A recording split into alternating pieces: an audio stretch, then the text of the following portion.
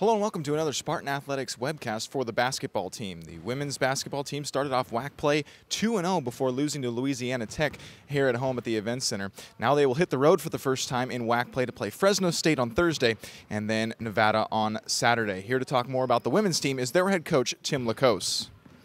Yeah, it's an exciting time to start a conference season, and really good start, 2-0, and then tough game against La Tech. Thought we started off strong, and then they hit some big shots, and we made another run at it in the second half, but came up a little bit short. And they defensively played pretty well in that game.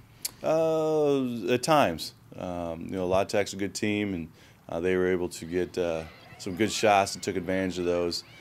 We had fewer turnovers, more shots, twice as many free throws, but weren't able to capitalize on the free throw line, and really that was the difference. Trey Cunningham had a great weekend, and she's really had a good year, but she's kind of progressed over the course of the year and really developed. Can you talk a little bit about the development she's had? Yeah, Trey is one of our hardest workers, just very coachable, really coach's dream in terms of her talent level and desire to get better, and that's paying off for her. She's getting more comfortable in her role as a team. She's really working hard on defense, gets her hands in a lot of deflections and leads to steals, and one of the fastest players on the court, so she's getting a lot of transition looks, taking better care of the ball, taking and making better shots. She's been spending a lot of time on that, so happy to see it pay off for her and our team. She played well, and as well did the bench. And you're getting a lot more production from the bench and from other players in this team. And talk a little about the production, how that helps everything out.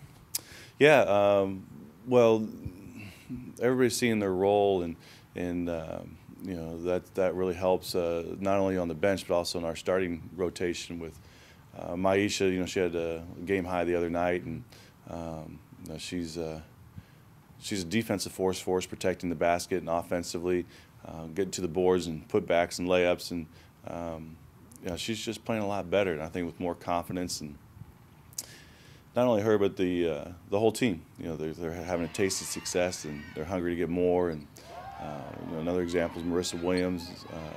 She put a lot of time in. She's shot literally thousands of shots, and so when she got the 2 open shots in the recent game, made both of those, that helped us get the win. And you're thinking, well, 2 shots, she literally put in 2,000 shots to make those 2. Yeah. So it's great to see it pay off, and we're in a good spot. We're heading to Fresno to compete for first place in the WAC, and we're excited about that challenge. First place on the WAC would be pretty sweet, and this is your first chance to get on the road in WAC play. What are you and the team trying to do to stay consistent and keep playing the way you're playing? Well, we won 4 of our last 5, and 2 of those were on the road in Utah, and I think that prepares well for a 2-game road trip. And we'll bus to Fresno, play Thursday, and then bus up to Reno and play Saturday. So the team's familiar with the road routine, and they're also familiar with the urgency now this conference play. So we're excited about this trip. All right, thanks, Coach, and good luck this week. Thanks for having us. Again, the women's team will play on the road for the first time in WAC play. They will head to Fresno on Thursday the 26th to play the Bulldogs, and then up to Nevada on the 28th to play the Wolfpack. For the men's team, they are still looking for their first conference win this year, and they will head on the road as well to play Idaho and Utah State this week. Here to talk more about the men's team is their head coach, George Nessman.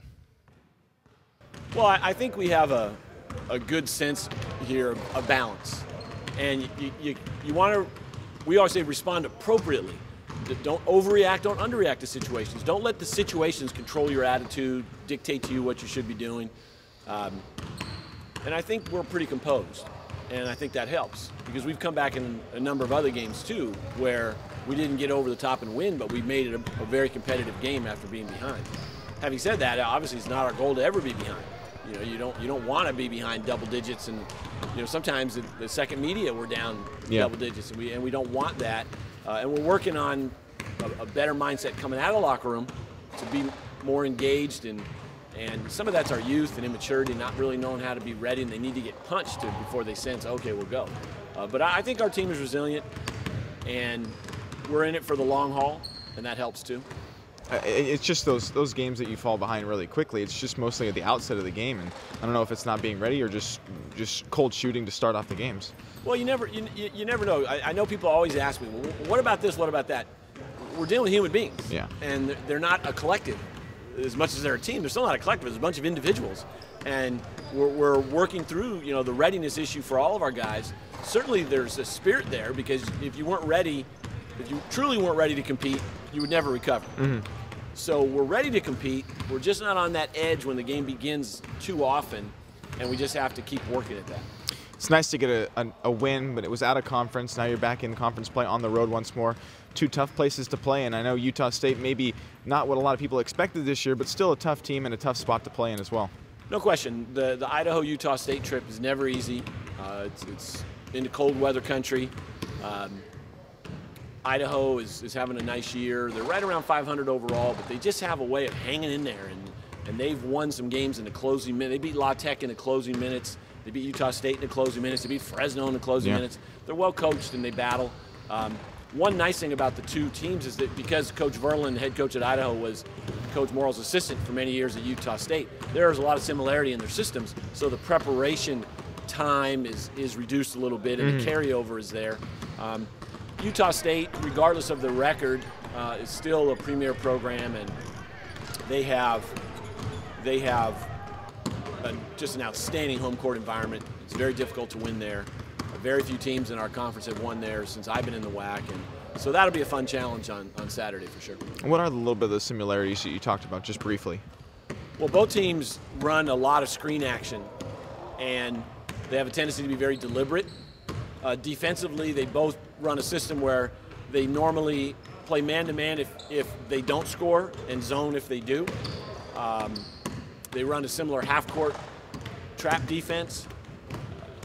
They use play cards for their plays. I mean, there's a lot of similarity. A lot of their plays are the same, maybe with a tweak here or a tweak there. Coach Verlin grew in that system, and he came to know it and understand and embrace it, and he knows it can work, so he's implemented. Now he does some things differently at Idaho, and I don't think it's a shock that Idaho's beaten Utah State a couple times in the last couple of years because of the familiarity with each other's systems. All right, Coach, thanks for joining me again, and good luck this weekend. Thanks, Justin. That'll wrap up this week's episode. Again, both teams on the road for 2 conference games this weekend on Thursday and Saturday. You can catch this webcast every Tuesday, either on the YouTube channel or on the SJSU Athletics website at sjsuspartans.com.